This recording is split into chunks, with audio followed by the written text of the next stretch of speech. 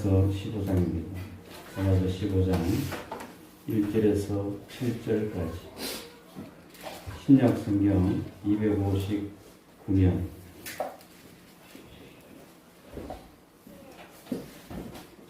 교독하겠습니다.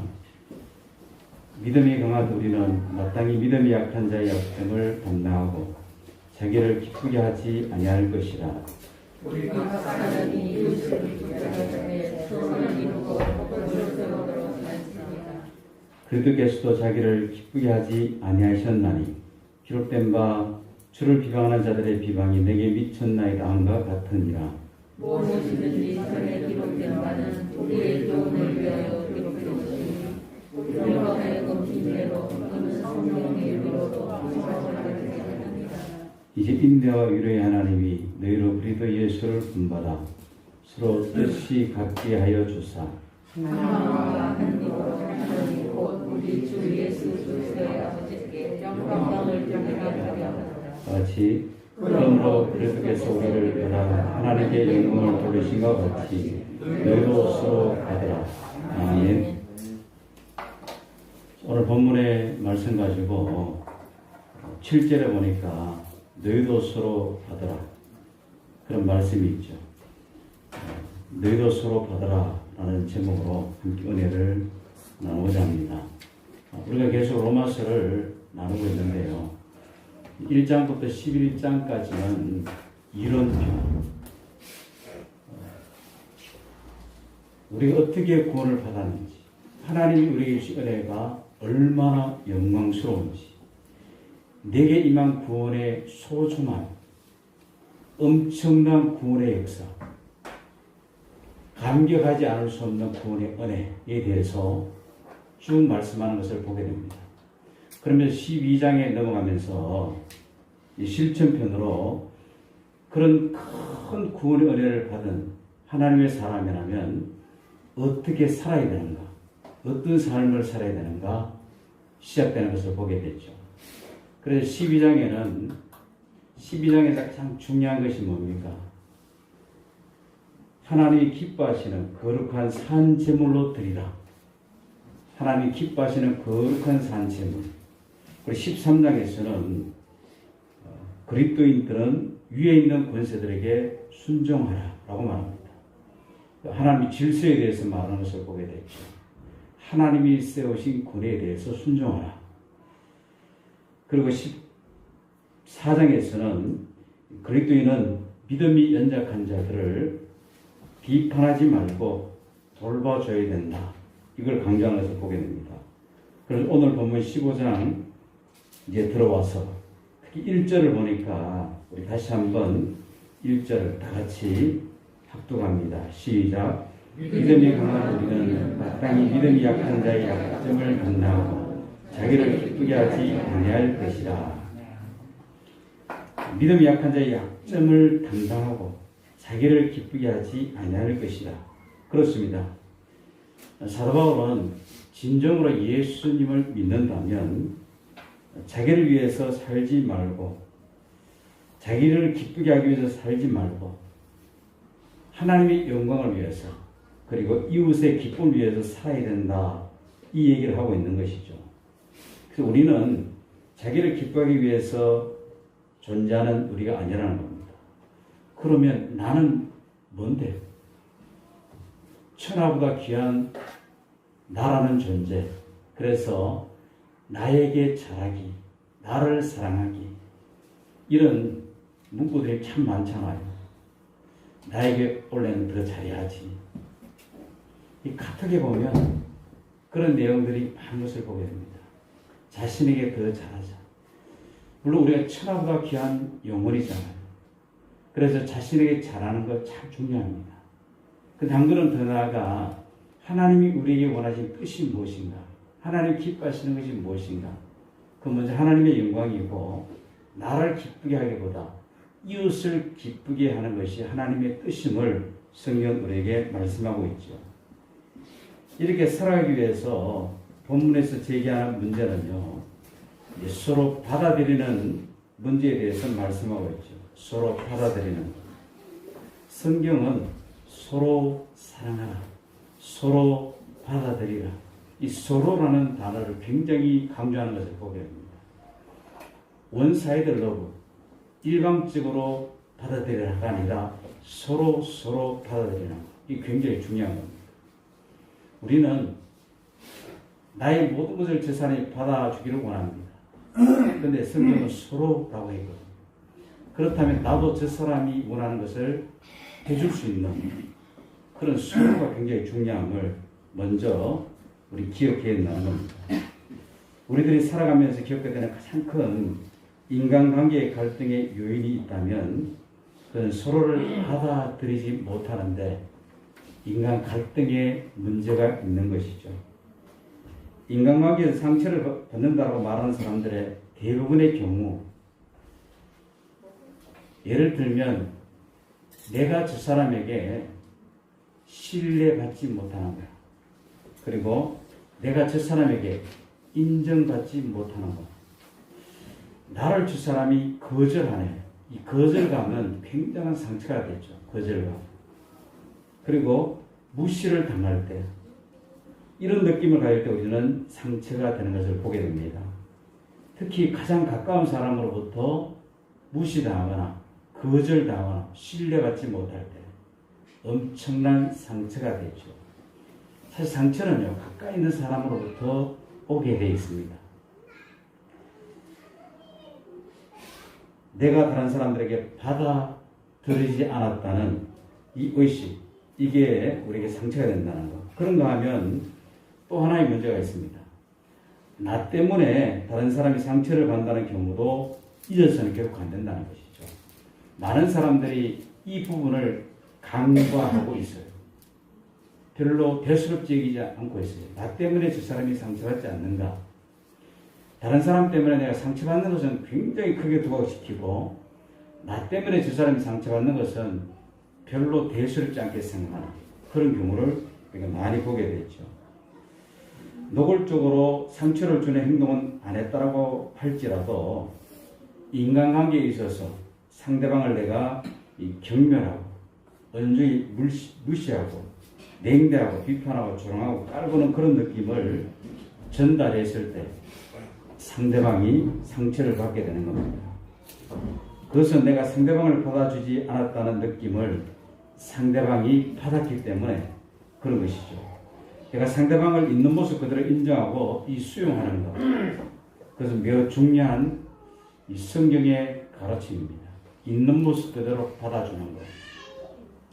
이 부부관계의 갈등의 원인도 서로 받아들이지 못하고 자꾸만 내 기준, 내 기대에 맞춰서 변화시키려는데 문제가 있죠. 내 기준에 자꾸 맞추니까 그래서 갈등이 일어나는 겁니다. 그것은 상대방의 개성과 다양성을 인정하지 못하는 데서 오는 편견이 인간관계의 갈등을 가져오고 상처를 입히는 것입니다. 개성과 다양성, 이 성경도 이 다양성에 대해서 굉장히 많은 얘기를 해요. 물론 그렇다고 해서 이 구원의 다양성, 예를 들면 예수 믿지 않아도 구원의 길이 있다 이런 다양성을 얘기하는 것이 아니라는 겁니다. 은사를 얘기할 때 은사의 다양성을 얘기합니다. 직분에 얘기할 때도 직분의 다양성을 얘기합니다. 사람도 성향이 다 다양하죠. 획일지지 않습니다. 이런 다양성을 인정하라. 이걸 성경은 말하죠. 그렇지만 이 통일성, 이 구원의 큰 줄기, 이 복음의 핵심 진리, 이게 여기에 대해서는 통일성을 강조합니다. 통일성 안에 다양성. 그리고 오늘 본문에 보면 이런 받아들임에 대해서 우리에게 강력하게 오늘 본문은 우리에게 분명하게 선명하게 선포하고 있어요. 특히 7절에 보니까 이렇게 말하죠. 7절을 다 같이 읽어봅니다. 시작. 그러므로 그릇되게서 우리를 받아 하나님께 영광을 돌리신 것 같이 너희도 서로 받아라. 이 말씀을 가만히 묵상하면 그러므로 그릇되게서 우리를 받아 나를 받아주셨습니다. 우리 모두를 받아주셨습니다. 그렇게 받음으로 하나님 앞에 영광을 돌리셨어요. 그런 같이 우리도 서로 받아라 이렇게 말하고 있습니다. 우리가 서로 받을 때 하나님의 영광이 드러날 수 있다는 겁니다. 어떻게 상대방을 받아들일 수 있을까요? 내가 좋아하는 사람을 받아들이는 것은 굉장히 쉬운 일이에요. 그러나 내가 싫어하는 스타일의 사람, 나와 기운의 차이가 심한 사람, 까다로운 이웃들, 나와 생활 방식이 다른 사람들을 받아들이는 것이 그리 쉽지 않다는 것 잘 아실 겁니다. 이럴 때 우리는 이웃들을 어떻게 받아들일 수 있을까요? 그것은 먼저 여기에서부터 출발해야 됩니다. 받아들이기 위해서. 주님은 나를 나의 있는 모습 그대로 받아주셨다는 사실을 기억하는 겁니다. 오늘 본문의 7절에 그렇게해서 우리를 받아, 그렇게해서 우리를 받아, 이 말씀을 우리는 마음판에 새겨야 합니다. 그렇다면 우리가 어떤 상태일 때 주님이 나를 받아들이셨는가? 로마서에서는 이걸 확실하게 우리에게 말하고 있죠. 로마서 5장에 보면요, 우리가 죄인 되었을 때, 우리가 불경건하고 아직 죄인 되었을 때를 말합니다. 그리고 하나님과 원수 되었을 때, 이런 상태에서 하나님 우리를 받아주셨다. 그래서 우리가 서로를 받아주려면요, 무엇보다 무슨 주님이 나를 받아주신 사실을 잊지 말아야 된다는 겁니다. 주님이 나를 어떻게 수용해 주셨습니까? 한마디로 말하면 거두절미하고 아무 조건 없이 받아주셨다는 겁니다. 무조건적으로 받아주셨다는 겁니다. 죄인된 그 상태에서도, 원수된 그 상태에서 그대로 받아주셨다는 겁니다.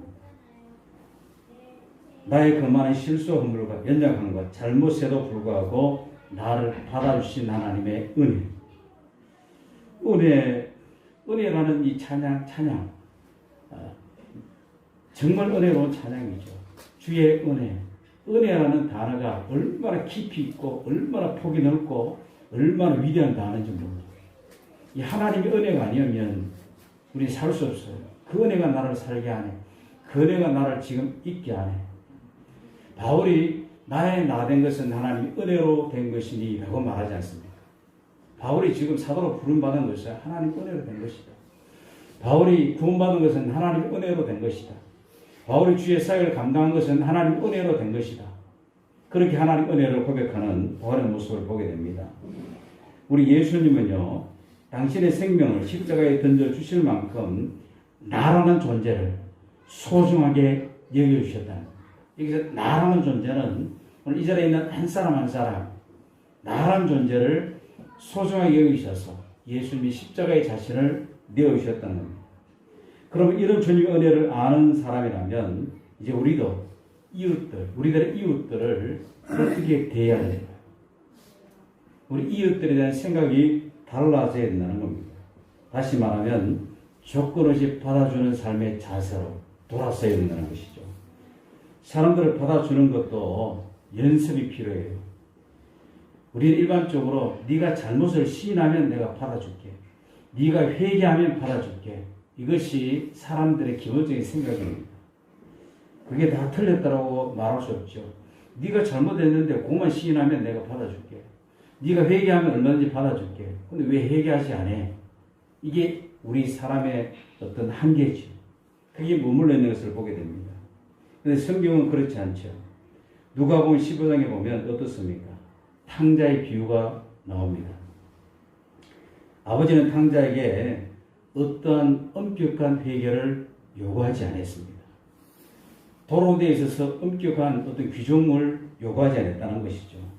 도로는 둘째 아들을 그 모습 그대로 받아주신 아버지의 사랑을 경험했을 때 이 둘째 아들이 변화가 일어나는 것을 보게 됐죠. 아버지께 정말 미안하고 죄송하고 그래서 뉘우치는 아들의 모습을 보게 됩니다. 그러므로 탕자의 귀향은요, 회개보다 믿음이 먼저다, 이런 모습을 우리에게 보여주는 것을 보게 됩니다. 우리들의 회개도 어떻습니까?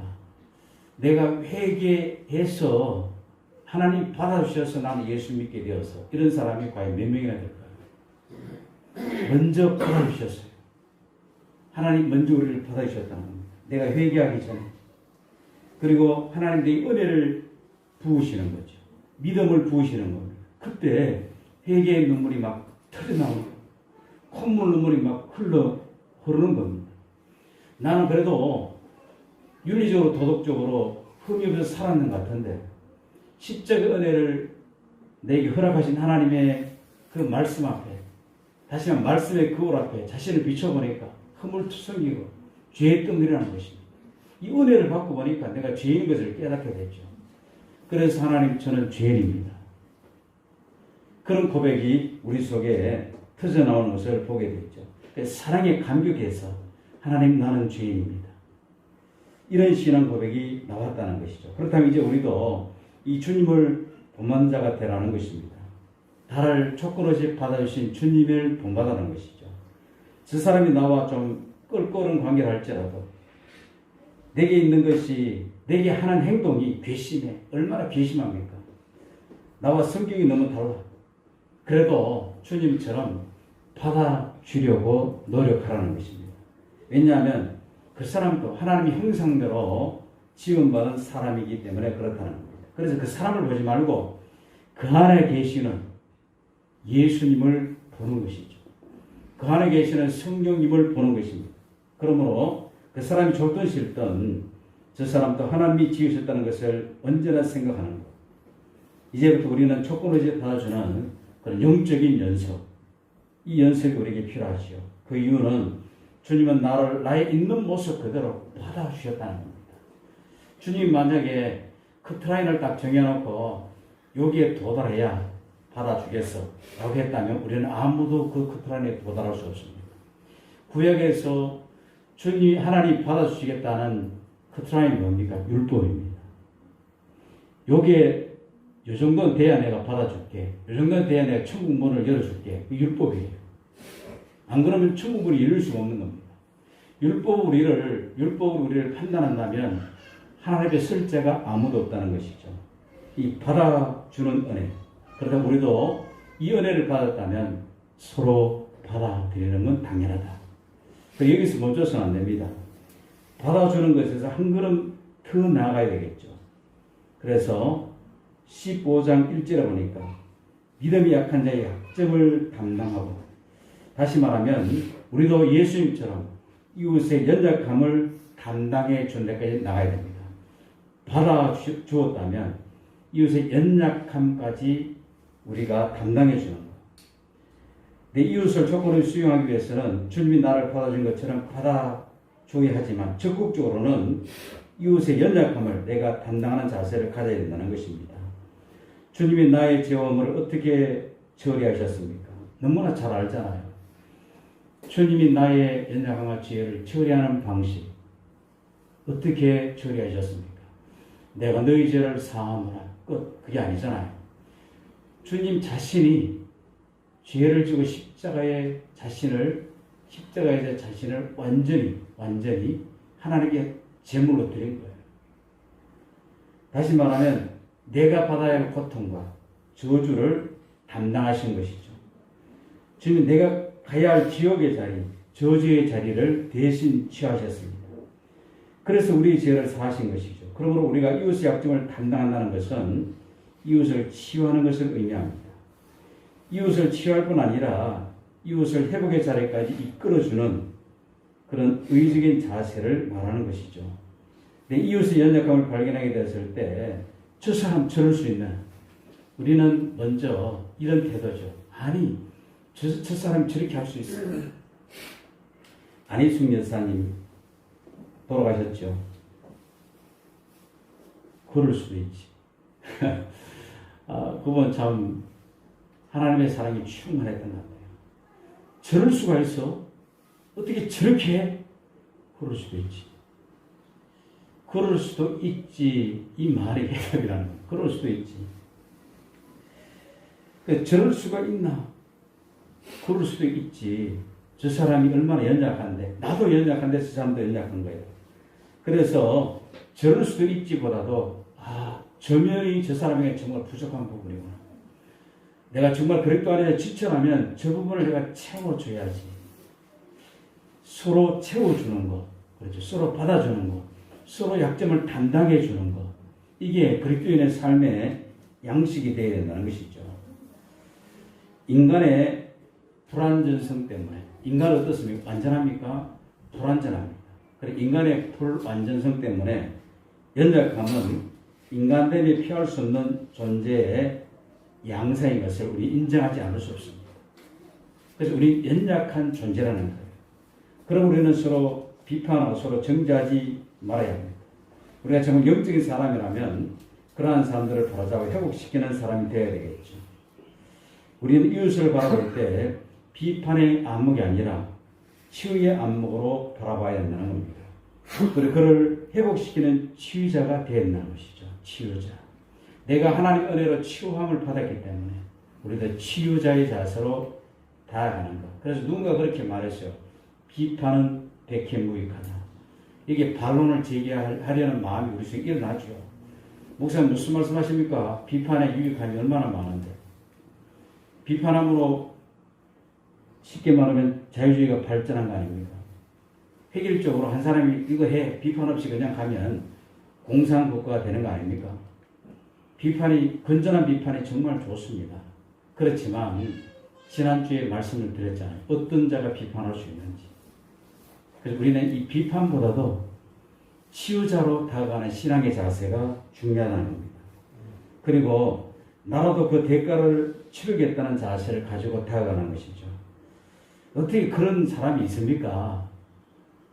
예수 믿는다 하더라도 어떻게 그럴 사람이 있습니까? 사실 우리는 할 수 없어요. 목사님 저도 할 수 없습니다. 그러나 하나님 은혜를 깊이 깨닫고 그 안에 붙들리고 성령의 이끌림을 받을 때 그때부터 조금씩 가능해지는 것이죠. 미약하지만 치유자로 살아가게 되는 것입니다. 그래서 끊임없이 우리는 물론 나의 노력을 강조하면 안 되지만 하나님 은혜를 받은 자로서 치유자의 삶을 살기 위해서 연습하고 노력하는 것. 그리고 이웃을 기쁘게 하기 위해서 최선을 다하는 것. 그래서 2절에 보니까 우리 각 사람이 이웃을 기쁘게 하되 선을 이루고 덕을 세우도록 할지니라. 실천편에서 바울은 이 얘기를 하고 있습니다. 여기서 이웃을 기쁘게 한다는 말은 이 감상적인 제조치호를 말하는 것이 아니죠. 진정으로 이웃의 유익을 추구하는 그런 삶을 의미하는 겁니다. 십자가를 진다는 말은 다른 사람을 살리기 위해서 내가 죽는 것을 의미하는 것이죠. 다른 사람을 살리기 위해서 내가 죽는 것. 예수님의 십자가는 단회적인 사건입니다. 예수님이 또 십자가를 지시지 않아요. 단 한 번에 우리의 모든 죄를 속량하시는 단 한 번의 제사입니다. 단회적인 사건이죠. 이 십자가의 은혜로 새 삶을 얻은 사람들은 다시 십자가에서 죄에 대해서는 죽고 하나님 대해서는 사는 연습을 해야 됩니다. 이게 성경의 가르침이죠. 그러나 본문에서 사도는 한 걸음 더 나가서 우리 이제 자신에 대해서는 죽고 이웃에 대해서는 사는 연습을 하십시오라고 말하는 겁니다. 나는 죽고 이웃을 위해 사는 삶. 이게 쉬운 삶은 결코 아니죠. 우리는 내가 이웃이 되기를 좋아합니다. 그렇죠. 내가 이웃이 되기를. 당신은 죽고 그렇죠. 나라는 이웃을 위해 살아주십시오. 그래서 내 소원도 좀 이루어 주십시오. 나의 계획도 좀 당신이 좀 이루어 주십시오. 이렇게 우리는 살아갈 때 참 많아요. 그런데 성경은 서로를 얘기하는 거예요. 서로. 남편이 아내를 사랑하는 것, 아내가 남편을 존경하는 것. 어떤 게 먼저입니까, 목사님? 아내가 남편을 존경해야 남편이 아내를 내몸같이 사랑하죠. 그리고 아내는 존경할 만한 꼭들적에 있어야 내가 존경하죠. 나를 사랑해주면 난 존경하겠습니다. 이건 얼마나 큰 상황이 벌어지겠습니까? 그런데 서로 사랑하고 서로 존경하고 이 동시에 이루어지면 얼마나 아름다운 모습이 되겠습니까? 그래서 우리는 서로의 연약함에도 불구하고 서로를 용납하는 이 공동체가 되어야 된다. 이 공동체와 개 모임과 같은 점과 틀린 점이 뭡니까? 모인다는 것은 같아요. 그러나 근본적으로 공동체와 모임은 틀려요. 모임은 특정한 이익을 위해서 특정한 집단이 모이는 거예요. 개도 마찬가지죠. 이윤 추구입니다. 내 이윤이 안 되면 그 모임에 갈 이유가 없어요.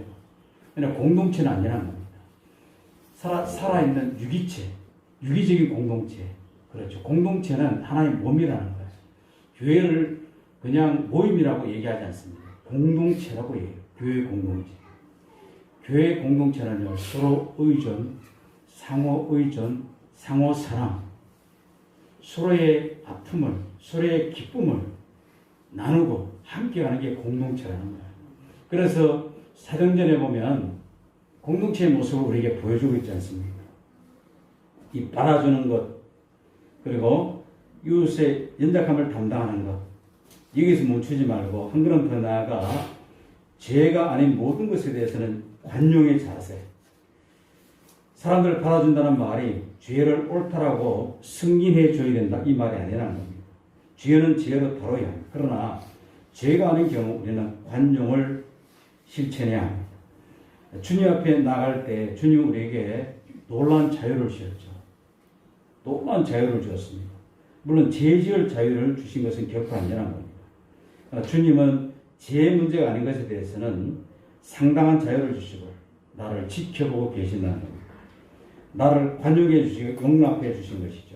그렇다면 우리도 이웃에게 결정적인 죄 문제가 아니라면 상대방과 의견이 달라도 그것을 용납할 줄 알아야 된다는 겁니다. 로마서 14장 전체 내용이 바로 이 내용이었죠. 14장에 보면 그리스도인들이, 예수 믿는 성도들이 의견이 달라서 문제가 생기는 모습을 우리에게 보여주고 있습니다. 초대교회 때 이런 문제가 참 많았어요. 고린도 교회에도 그런 모습을 우리가 보게 되죠. 의견이 달라서. 그러나 그것이 전체적으로 진리에 대한 이 본질적인 문제가 아니라면 서로 용납할 줄 알아야 되는 됨을 우리에게 말하고 있습니다. 죄로 명시되어 있지 않는 영역을 함부로 심판하거나 비판하지 말라라는 것이죠. 그러나 이런 주님의 명령에 대한 교회의 역사적 과오가 많았죠. 율법주의에 빠지면 반드시 심판하고 판단합니다. 그리고 편견, 편파, 이런 가오에 빠졌던 것을 우리가 보게 됩니다. 그래서 로마서 14장 1절에 믿음이 연약한 자를 너희가 받되, 그렇게 성경에 표현하고 있죠. 그리고 이는 하나님이 그를 받으셨음이니라. 받아야 되는 이유가 하나님이 그를 받으셨기 때문에 우리가 받아주는 것이 마땅하다. 그리고 식물을 인하여 하나님의 사업을 무너지게 하지 말라. 먹는 문제가 생겼잖아요. 그렇죠? 고기 먹는 문제, 채소 먹는 문제, 우상의 재물을 먹는 문제를 서로 비판합니다. 어떤 교파에서는 지금도 이것이 마치 율법의 본질인 것처럼 강조하는 경향이 있는 것을 보게 됩니다. 돼지고기는 먹어서는 안 돼. 여러분, 돼지고기 맛있잖아요. 그걸 강조하는 교파들도 있어요. 왜? 성경에 보니까 하나님이 소고기만 좋아하셨고 돼지고기는 안 먹었어요. 쪽발이는 안 먹었어. 반드시 굽이 갈라진 것만 먹으라 그랬어. 그러니까 안 먹겠어. 이렇게 강조하는 사람들도 있죠. 안 먹는 일이 좋은 일일 수는 있으나 그것으로 남을 판단해서는 결코 안 된다는 겁니다. 지나친 고기를 많이 과식하면 지방이 생기고 건강에 치명적 문제가 발생하잖아요. 그래서 차라리 안 먹는 게 좋을 수는 있지만 당신이 왜 그거 먹어 하고 이렇게 비판할 수는 없다는 겁니다. 그것이 본질의 문제가 아니기 때문에 그렇다는 것이죠. 그러면 본질적인 것들이 뭐가 있습니까? 본질적인 문제, 삼위일체의 교리, 성부, 성자, 성령 하나님. 이건 본질적인 교리라는 겁니다. 이거 흔들면은 문제가 생기는 거예요. 이거 흔드는 사람들이 많잖아요. 이단들이, 여호와의 증인들. 예수님을 피조물로 취급합니다. 그리고 신천지의 경우도 마찬가지죠. 이만희 씨를 보혜사라고 얘기합니다. 이 보혜사라는 단어를 사람에게 함부로 붙일 수 없어요. 보혜사. 파라클레토스. 나를 돕기 위해서 우리 옆으로 보내신 존재. 어떻게 장지복이가, 장목사가 우리 권사님 돕기 위해서 옆으로 갔어요. 나를 파라클레토스, 보혜사라고 말할 수 있습니까? 아니라는 것이죠. 근데 거기 보면 보혜사라고 해요. 보혜사. 이만희 씨가. 그냥 결정적인 문제가 생기는 것이죠. 이 교리적인 문제에서 결정적인 문제 하나 생기면요, 연결되기 때문에 다 무너지게 되어 있는 겁니다. 근데 많은 사람들이 그래도 눈이 감겨 있는지 추정하는 것을 보게 되죠. 정말 과거에 생겼던 교회에서 좋아했고, 그랬다는 이제 사랑했고, 정말 그의 열심을 참 하나님 보시기에 정말 아름답다. 이랬던 사람이 이 신전지에 빠져있는 모습을 볼 때 가슴이 정말 아파요. 어떤 때는 내 책임인가라는 이런 생각이 들 때가 있어. 아닌데, 그렇죠? 그건 개인의 책임이에요. 최선을 다해서 우리 진리를 가르쳤고, 그 진리에서 어긋나는 모습을 볼 때 가슴이 참 아픈 것을 보게 됩니다. 좀 옆으로 빠졌는데요. 이 본질적인 거 얘기하다가 옆으로 빠졌는데, 정말 본질적인 거. 십자가의 구속의 은혜. 이 십자가의 구속의 은혜. 예수 그리스도의 십자가만이 우리의 죄를 용서할 수 있어요. 그 누구도 우리의 죄를 용서할 수 없습니다. 십자가의 보혈의 은혜만이 그를 믿을 때 우리 죄사함을 받는 것이죠. 이게 어긋나면 큰 문제가 생깁니다. 그리고 주님의 부활의 문제, 우리에게 주어진 부활의 소망, 그리고 주님의 재림에 관한 것, 이걸 건드리면 어떻게 그거는요 감사할 수 없는 거예요. 이거하고 문제가 생깁니다. 본질적인 것, 그렇죠? 이건 절대로 우리는 양보할 수 없는 겁니다. 그러나 비본질적인 것에 관해서는 항상 관용하는 태도. 현대 교회 문제 가운데도 이런 비본질적인 것이 많이 있습니다. 예를 들면, 야, 저 사람은 옷을 너무 비싼 것 입었네. 이것 가지고 서로 말을 만들어 서로에게 시험을 줄 수가 있습니다. 저 사람 화장을 너무 진하게 했네. 이 비본질적인 문제라는 겁니다. 저 사람 헤어스타일이 이상해. 마음에 안 들어. 이것도 비본질적인 문제라는 겁니다. 요즘 아이들 보면요, 헤어스타일이나 옷이 좀 나이 들어가는 세대하고는 굉장히 틀리죠. 20대, 30대. 그걸 우리가 함부로 정죄할 수 없다는 겁니다. 그들의 세대를 이해하려는 자세가 중요한 것이죠. 왜? 비본질적인 문제이기 때문에. 머리를 만약에 노랗게 물들어 왔다. 가위를 들고 이 새끼 머리 다 잘라볼 거야. 그러면 아이는 상처를 받는 겁니다. 왜? 이 거절감 받아들여지지 않았다는 것 때문에. 그가 정말 예수 믿는 사람이라면 언젠가 깨닫습니다. 그리스도 안에 있으면 주님이 깨닫게 하신다는 것이죠. 그래서 사랑으로 대하고 기도하고 말씀을 가르치면 정상으로 돌아올 수 있다는 것이죠.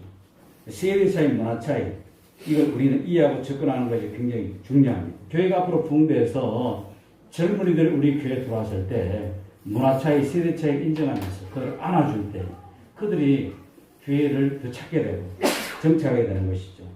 현대교회에서 이런 비본질적인 문제들을 무한히 전개될 수 있습니다. 그러나 주님이라면 이럴 때 어떻게 하셨을까? 주님은 상대방의 약점과 허물을 대신 담당해 주셨습니다. 그리고 주님은 본질의 문제가 아닌 것에 대해서는 관용해 주셨습니다. 그렇다면 우리는 어떻게 해야 될까요? 그렇게 우리를 받으신 것처럼 우리도 서로 받아야 된다는 것. 이 받아주는 것에 있어서 한 걸음 더 나아가서 이웃의 약점을 담당해 주는 것. 죄가 아닌 것에 대해서는 관용해 주는 자세. 그리고 네 번째로 하나님께 돌려야 할 영광을 생각하는 것. 7절에 보니까 그러므로 그렇게 해서 우리를 받아 하나님 영광을 돌리신 같이 너희도 서로 받아주는 것이 하나님께 영광이래요. 그렇게 해서 우리를 받아주심으로 하나님의 영광이 드러났어요. 그래서 우리가 서로 받을 때 하나님의 영광이 드러나는 겁니다. 하나님 영광 받아주옵소서. 우리가 서로 받아줄 때 그 안에 하나님의 영광이 충만하게 드러난다는 것입니다. 하나님께 영광을 돌리신 것 같이 이것이 궁극적인 목적이죠. 그래서 언제나 하나님의 영광이 되는가 그렇지 않는가 우리는 고민해야 됩니다. 세대별 교회를 잘하시는 분은 잘하시고 또 까먹으시는 분은 까먹을 겁니다. 그 교회의 특징은요, 목적에 따라 세워지는 교회. 그 교회의 특징은 모든 신앙생활의 분명한 목적을 제시한다는 겁니다. 모든 신앙생활의 분명한 목적을 제시하는 것. 목적에 따라 세워지는 교회. 목적이 이끄는 삶. 이런 책도 그래서 10년, 15년 전에 온 교회들이 이것 가지고 다루는 것을 아마 경험했을 겁니다. 세대별 교회 성도들의 신앙생활의 첫 번째 목적은 뭐냐? 우리가 이미 잘 알고 있는 거예요. 세대별 교회는 새로운 목적이 있나 보다. 아니란 겁니다. 성경에서 이미 말했고 수없이 오래 들었던 것, 바로 예배라고 그들은 가르치고 있습니다. 예배 생활에 초점을 맞추어서 신앙생활을 하게끔 그들은 한다는 거예요.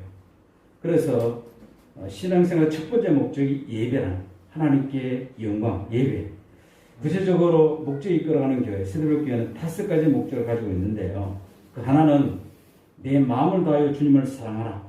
이거 잘 알고 있었잖아요. 근데 세대별 교회가 이 목적으로 움직인대요. 마태복음 4장 10절에 보니까 주 너희 하나님을 사랑하고 다만 그를 숨기라. 마태복음 22장 37절 이하에 보니까 마음을 다하고 뜻을 다하고 힘을 다하고 또 뭡니까? 목숨을 다하고 주 너희 하나님을 사랑하라. 이게 목적이라는 겁니다. 그 다음 목적이 뭐냐면 내 이웃을 내 자신처럼 사랑하라. 그리고 세 번째 목적이 뭡니까? 가서 제자를 삼아라. 이게 어디 있는 말씀이에요? 마태복음 28장 18절 이하에 보면 가서 제자 삼아라. 그리고 세례를 주라. 그리고 가르쳐 지키게 하라. 이렇게 분명한 목적이 있어야 교회가 성장한다는 겁니다. 어때요? 들어보니까 세대별 교회는 특별한 목적을 가지고 하니까 그렇게 부흥되나 보다 이런 의심이 들었는데 들어보니까 지금까지 들었던 얘기, 지금까지 소중히 여기고 강조받았던 얘기, 그게 우리의 목적이구나. 그 목적대로 살아가면 건강해진다는 겁니다. 사람들의 행동도 그 목적에 따라 가치가 평가되죠.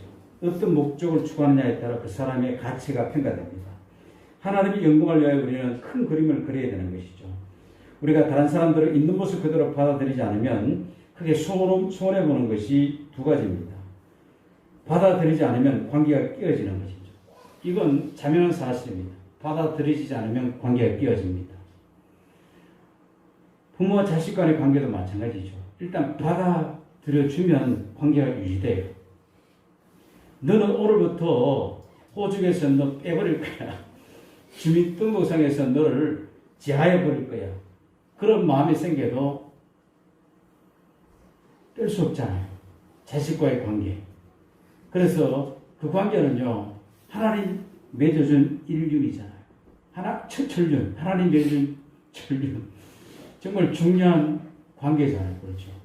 그러니까 이 관계는 끊을 수 없습니다. 그래서 관계 회복을 위해서는 받아들여주는 거. 좀 정말 엉망으로, 정말 기대 이하로 살아도 받아들여주면 가능성이 있다는 것입니다. 그러나 받아들여주지 않으면 문제 해결의 실마리를 찾지 못한다는 것이죠. 교회 안에서도 마찬가지입니다. 받아들여주는 것. 그래서 정말 본질적인 거 아니면 비본질적인 거에 대해서는 우리는요, 그래도 십자가의 상으로 받아들이는 자세가 중요합니다. 교회사를 보면 이 비본질적인 것 때문에 이슈화되어서 큰 분쟁이 일어나는 것을 우리가 보게 돼요.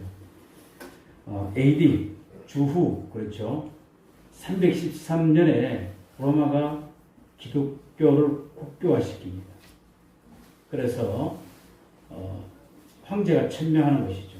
로마의 종교는 기독교다 이렇게 천명했습니다. 그리고 국교화되면서 문제가 생기는데요. 교회당을 건축할 때 제일 먼저 일어난 논쟁 가운데 하나가 프레스코 논쟁이라는 거예요. 프레스코. 이 프레스코 논쟁이라는 것은 정말 웃기는 일이에요. 교회당에 어떤 그림을 그릴까? 어떤 그림이 좋을까? 이것 때문에 찌지고 뽑고 사고다가 문제가 생겼다는 겁니다. 중세기 암흑기에는요, 이 천사 숭배가 승리했습니다. 천사 숭배. 그래서 그들이 그때 논쟁이 생긴 게 뭐냐면 이 바늘 귀 위에 천사가 몇 명 내려앉을 수 있을까? 이게 논쟁거리가 됐다는 거예요. 이것 때문에 큰 분쟁이 생겼다는 겁니다. 정말 우스운 일이죠. 러시아 정교회가 망하기 직전에는 사제, 쉽게 목회자들, 성직자들의 가운의 길이 무릎 밑으로 해야 되나 무릎 위로 해야 되나 이것 때문에 논쟁이 돼서 문제가 생겼다는 겁니다. 들어보니까 어때요? 기가 막히죠. 가톨릭의 타락 시절에 성수에 빠진 파리 이걸 어떻게 보느냐 이 논쟁이 벌어진 겁니다. 여러분 거룩한 물이에요. 거룩한 물. 거기다 파리가 딱 빠졌어요. 그럼 이 파리는 거룩한 파리예요? 아니면 똥파리예요? 그냥 파리는 파리입니다. 그렇죠. 그런데 거룩한 물에 빠졌으니까 이건 거룩한 파리야. 한편에서는 아니야, 똥파리야. 이것 때문에 이제 상황이 벌어지는 겁니다. 정말 우스운 일이죠. 한국교회에서는 어떤 일이 있었나요? 신사참별에 인한 이 고신파의 분열, 그리고 신학 사상 차이로 인한 기장과 예장이 갈라집니다. 그리고 에큐메니칼 운동으로 인한 분열, 그리고 이 통합측과 합동측의 분열, 합동측 안에서도 엄청나게 분열되어 있죠. 대한예수계 장로회 합동이라는 이름을 가진 대한예수계 장로회라는 타이틀을 건 교단이 70개가 넘어요. 개교회 안에도 어떤 문제들이 일어났습니까? 과거에 보면요, 방석파와 비방석파, 하나님 앞에 예배드렸는데 어떻게 경건하지 못해 방석을 깔고 앉아 예배를 드리냐는 거죠. 방석 없이 드려야 맞지. 그래서 방석파와 비방석파, 무릎 꿇는 파와 무릎 꿇지 않는 파, 그리고 의자파와 비의자파, 그리고 피아노 옮기는 문제, 이런 문제, 찬양단에서의 분열, 이게 교회 분열의 불씨가 되는 것을 보게 됩니다. 이 비본질적인 것을 이슈화하여 논쟁에 빠져들었던 것을 보게 되죠. 이런 것들이 지금도 우리의 삶 가운데 교회 안에서 있는 것을 보게 됩니다. 그래서 결국 손해보는 것은 하나님의 일이 될 수 있다는 거예요. 손해보는 것.